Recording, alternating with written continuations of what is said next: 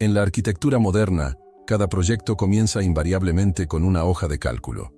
Antes de que se mueva un solo gramo de tierra, existe un rastro documental exhaustivo de presupuestos, créditos puente, intereses compuestos y proyecciones de retorno de inversión. La construcción es, ante todo, un evento financiero. Si hoy decidiéramos construir una estructura con la complejidad de la Ópera de París o el Capitolio de Washington, el coste se mediría en miles de millones de dólares y la logística se extendería por décadas de deuda pública.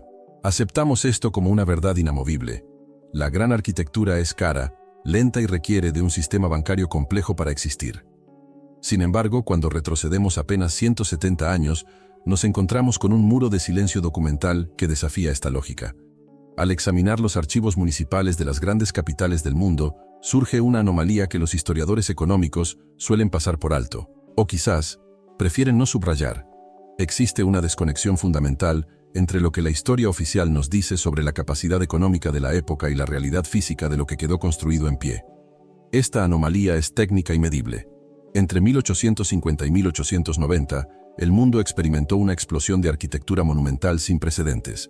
Edificios de granito y mármol, con sistemas de ventilación sofisticados, cúpulas revestidas de metales preciosos y una ornamentación que requeriría miles de horas de artesanos altamente calificados. Lo inquietante no es solo la belleza, sino la velocidad y el contexto en que estas obras se materializaron. Encontramos estas estructuras en ciudades que, según los registros oficiales, apenas estaban siendo colonizadas o se recuperaban de incendios devastadores que supuestamente habían borrado todo rastro anterior. Pero el dato más frío es el contable. En la mayoría de estos grandes proyectos, el rastro del dinero simplemente desaparece. No encontramos los registros de préstamos bancarios que hoy serían indispensables para mover tal volumen de materiales y coordinar a tal cantidad de especialistas. No hay rastro de una clase media lo suficientemente amplia como para financiar mediante impuestos tales excesos decorativos y estructurales en tiempos de supuesta precariedad. Pensemos, por ejemplo, en la logística del granito monolítico. En la ingeniería contemporánea, mover una pieza de 100 toneladas requiere una planificación de meses, grúas hidráulicas de alto tonelaje y una infraestructura vial reforzada para evitar el colapso del asfalto. Sin embargo, en el registro oficial de mediados del siglo XIX, se nos sugiere que estas mismas tareas se realizaban con cuerdas de cáñamo y tracción animal sobre terrenos baldíos. Existe una desproporción física entre la precariedad económica que nos describe la historia oficial de la época y la solidez granítica de lo que se construyó. Es como si la infraestructura hubiera precedido a la economía, o como si la economía funcionara bajo reglas que han sido borradas de nuestra memoria colectiva. Si analizamos el caso de la Catedral de San Isaac en San Petersburgo, nos enfrentamos a columnas de granito rojo de más de 100 toneladas, extraídas, transportadas y pulidas, con una perfección de espejo que hoy exigiría herramientas de diamante y tornos computarizados. La versión oficial habla de miles de siervos trabajando en condiciones infrahumanas, pero cualquier ingeniero de materiales sabe que la fuerza bruta no produce precisión micrométrica. La fatiga humana es el enemigo de la exactitud. Cuando buscamos los registros de logística técnica, los pagos a ingenieros, el diseño de las barcazas de transporte capaces de no hundirse bajo el peso de tales columnas, o los recibos de las herramientas de corte de precisión necesarias para el pulido, la información se vuelve anecdótica o inexistente.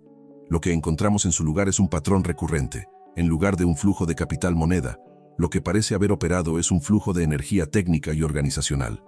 Los registros que sí existen mencionan raciones, alojamiento y derechos de oficio. No se pagaba por la construcción como si fuera un servicio externo comprado con deuda.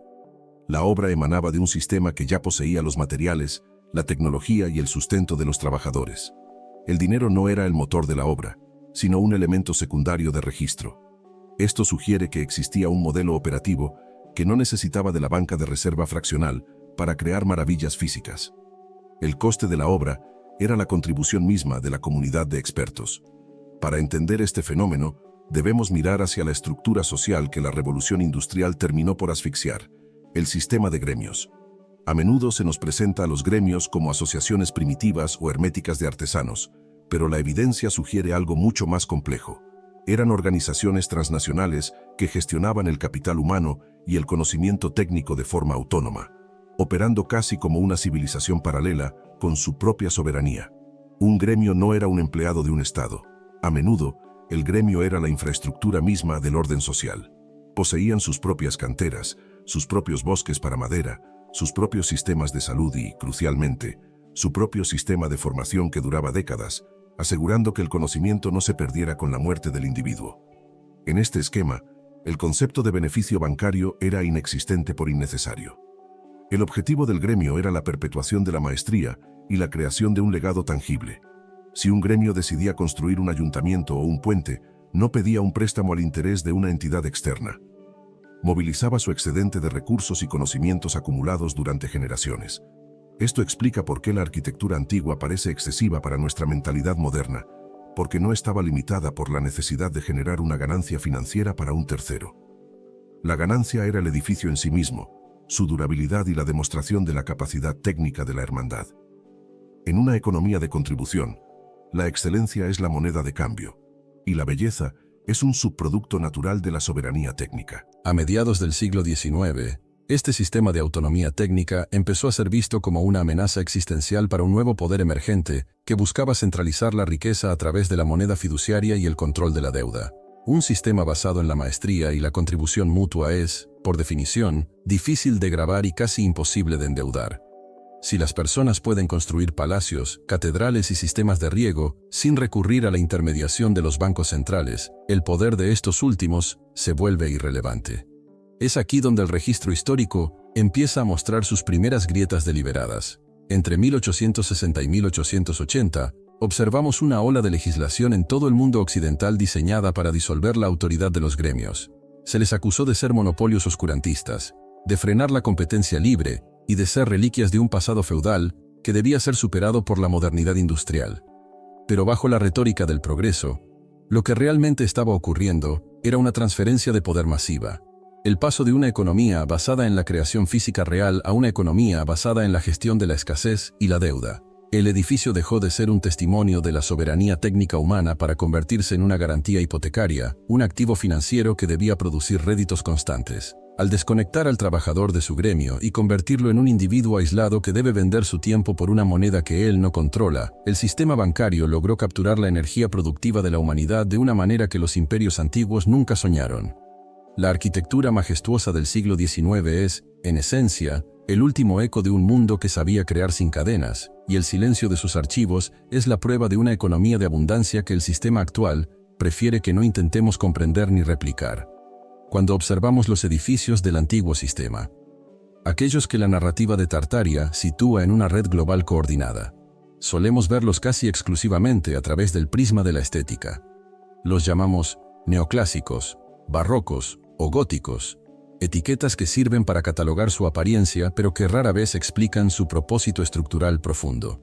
Sin embargo, si dejamos de lado la decoración superficial y analizamos la arquitectura desde una perspectiva de ingeniería puramente funcional, surge una posibilidad inquietante que desafía nuestra comprensión de la tecnología preindustrial. ¿Y si estas estructuras no fueran solo edificios, sino herramientas operativas a gran escala?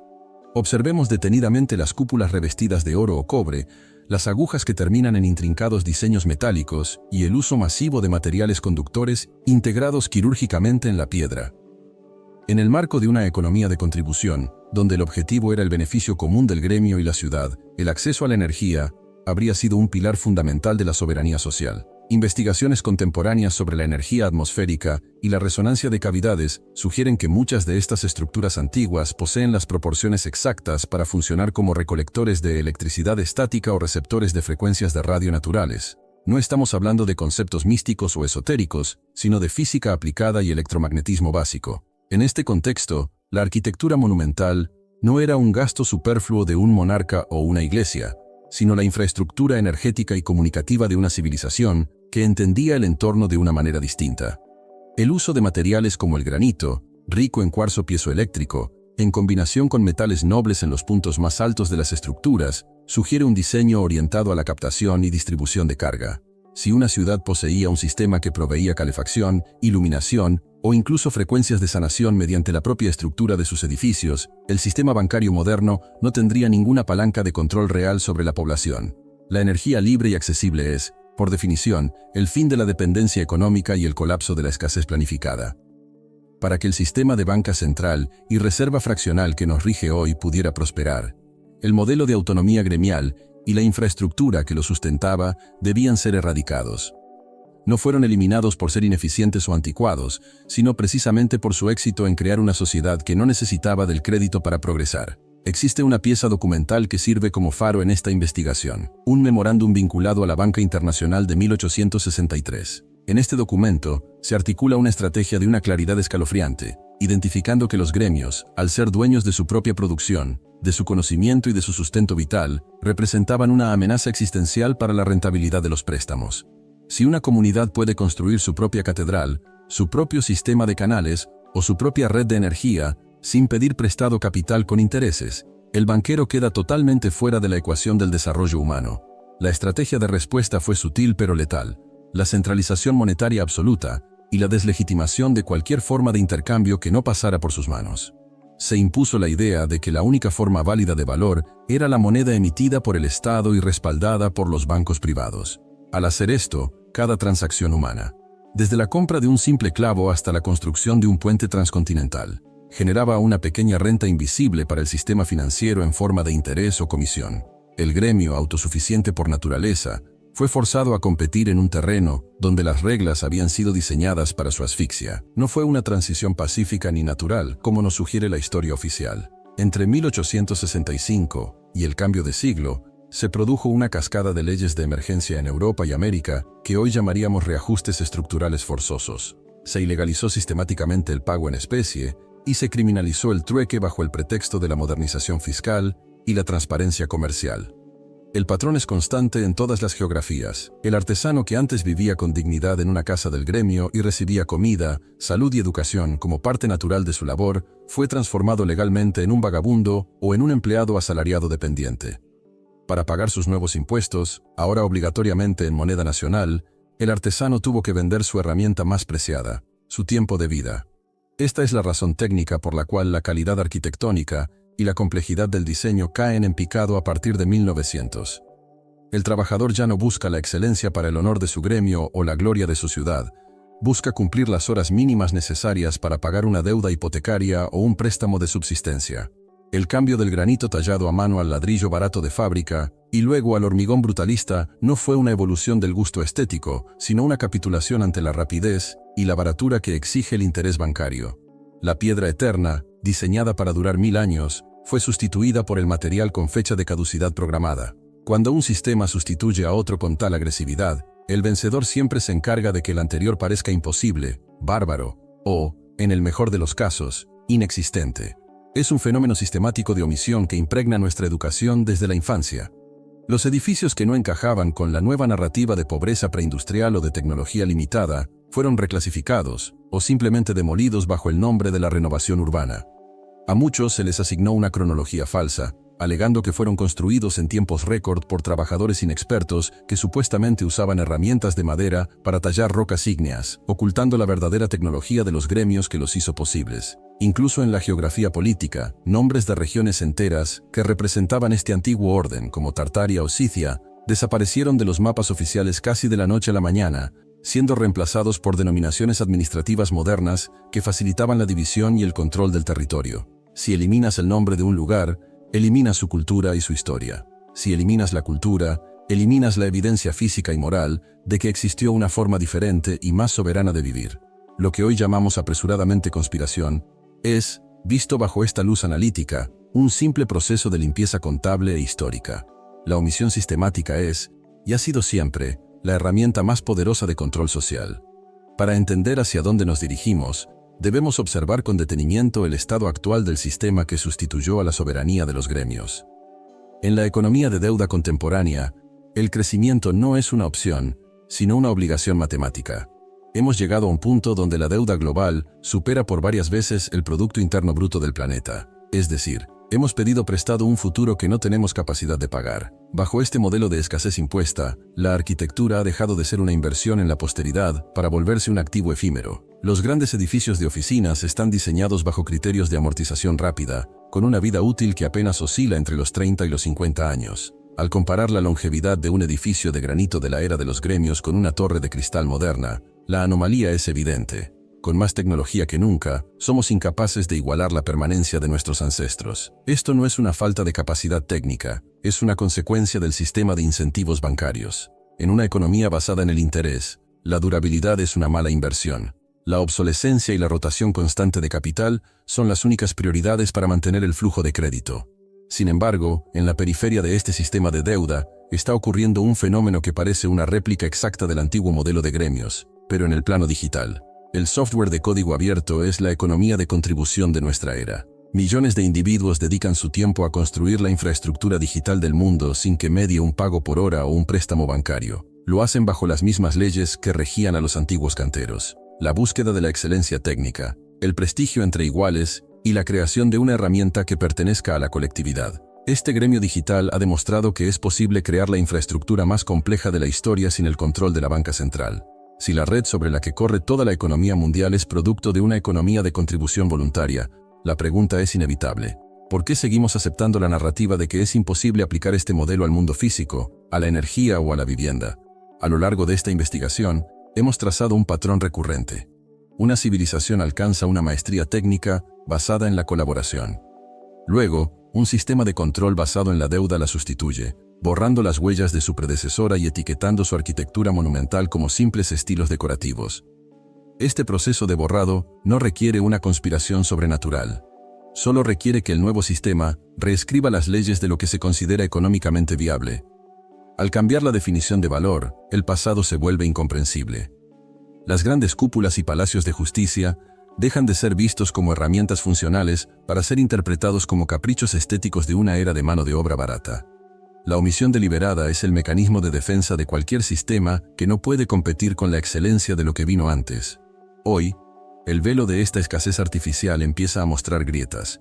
Por primera vez en un siglo, grupos de personas están volviendo a los principios de la autonomía técnica. Desde cooperativas energéticas hasta comunidades de construcción con materiales naturales, estas iniciativas son investigaciones prácticas sobre la soberanía humana.